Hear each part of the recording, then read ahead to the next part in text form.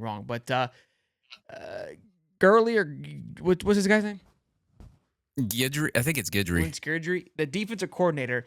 This was his quote that he said. He goes, "Look, we took 5 to 7 plays that showed up in every game last year. A reverse, crossing routes, tailback screens, and I'll be danged." That's what he said. If in the first 4 or 5 plays those things showed up. Yeah. I mean, look at the face of this guy. He looks goofy as hell. This is what you lost to, Billy. Like that. And he's talking shit about you like this. We should put that poster up on his door. Look, not to his defense, when we had our bud come on the show, what was his name? The Bud Davis? Bud Davis. He was kind of alluding to, like, look, his play calling is very predictable, right? Which is okay if everything is executed. And you can know it's coming. That's fine. But if everything is ran perfectly, you're not going to stop us. And so, Look, yes, did he know what was coming? Sure. And even when we did the play breakdown with Stephen Harris, it's like, look, this play was perfect. It was perfectly called, but this was missed and everything goes to shit. And so I still go back to my thing. Is like, if we only have 6 plays and we're practicing the same 7 plays, like we'll remember the Titans, that shit should be perfect. Okay.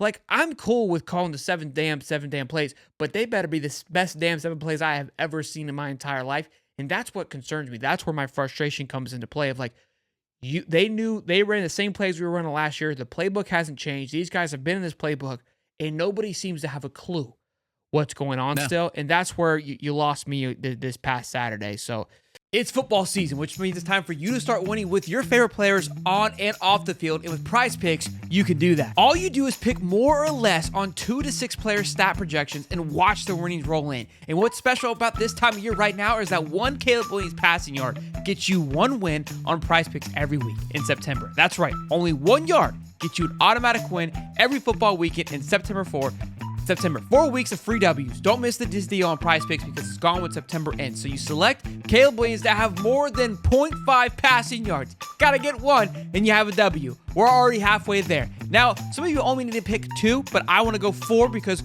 when you can now win up to 100 times your money on Prize Picks with as little as 4 correct picks. So Caleb Williams is going to be my first selection to have more than 0.5 passing yards, then Travis Hunter to have more than 79.5 yards, and then more Jackson Arnold to have 265 point yards, more than that in this week coming up. Big time weekend for football. Be sure to download the Prize Pick app today and use the code Hightop and get $50 instantly when you play $5. That's code Hightop on Prize Picks to get $50 instantly when you play $5. You don't even need to win. Receive $50. It's guaranteed. Prize Picks, run your game. Now back to the show. That's where I'm frustrated.